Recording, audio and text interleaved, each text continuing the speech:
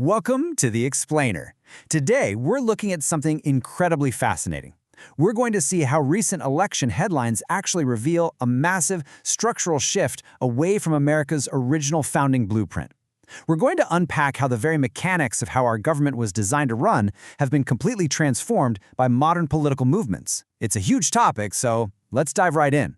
To really understand the shift, we actually need to start with the present. Listen to this mandate from New York's Democratic Socialist mayor, Zohran Mamdani.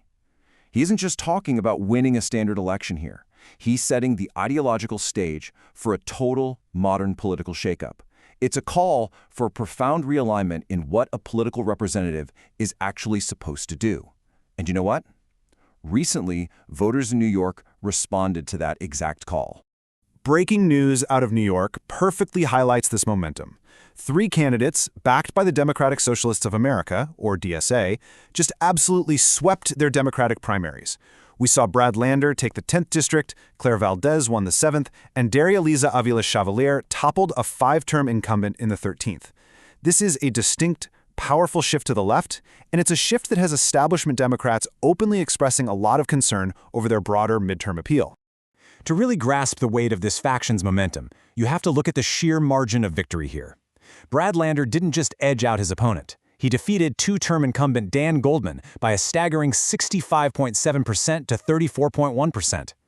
Goldman is an heir to the Levi Strauss fortune and a prominent figure who actually led the first impeachment inquiry against Donald Trump back in 2019.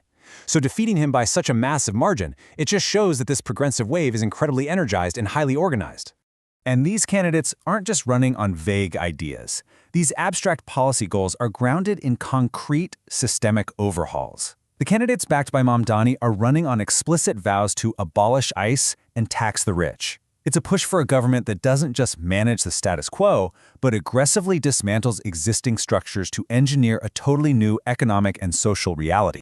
So we have this intense modern push for massive structural reform. That brings us to Section 1. The Founders' Blueprint, 1787 expectations versus today.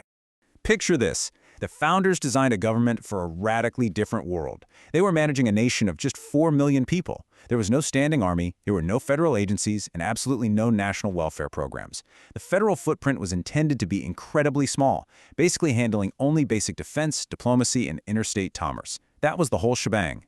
Because the government was so incredibly small, the founders relied heavily on what they called civic virtue, meaning restraint, humility, and a real willingness to compromise. The system simply wasn't designed to handle ideological purity tests or constant, exhausting rhetorical combat. It relied on individual restraint to prevent the government from tearing itself apart. And they actually built that restraint directly into the speed of the government. The founders expected deliberation. They wanted slow decision-making, extended debate, and institutional patience. To them, speed was the enemy of stability. But our modern reality, especially within the DSA-backed movement we just looked at, it relies entirely on immediacy. It thrives on 24-hour news cycles and rapid, instant grassroots mobilization. The very speed of our politics today has completely broken the original 1787 speed limit. Which naturally leads us to Section 2, expanding the scope. The state-directed framework. Historically, the founders expected limited taxation and essentially zero global responsibilities. Today's reality is a vast administrative state, complete with insanely complex regulatory systems and massive social insurance programs. The sheer scale of modern governance inherently shifts power away from the founders' original balance, requiring an entirely different kind of political machinery to operate. Now, connecting this historical shift back to the recent New York primary winners perfectly illustrates this pivot. Darializa Avila Chevalier's platform advocates for a massive expansion of federal involvement. It's a fundamental pivot away from classical American ideals. Where the foundational American ethos prioritized the individual's inherent right to life, liberty, and mapping their own destinies, the DSA model systematically replaces this personal autonomy with a rigid collective blueprint. In this state-directed framework, individual pursuit is made subordinate to a government-prescribed version of societal well-being. The state uses tax structures, public spending, and centralized regulatory control to aggressively engineer specific outcomes. The dramatic irony here is found in the words of James Madison himself. As he famously warned in Federalist No. 10, factions, organized groups driven by a specific passion or interest, were the greatest threat to a republic. He literally tried to design a sprawling, decentralized system that would dilute the power of any single ideological faction so they couldn't centrally engineer society. But, well, you can't engineer outcomes without money.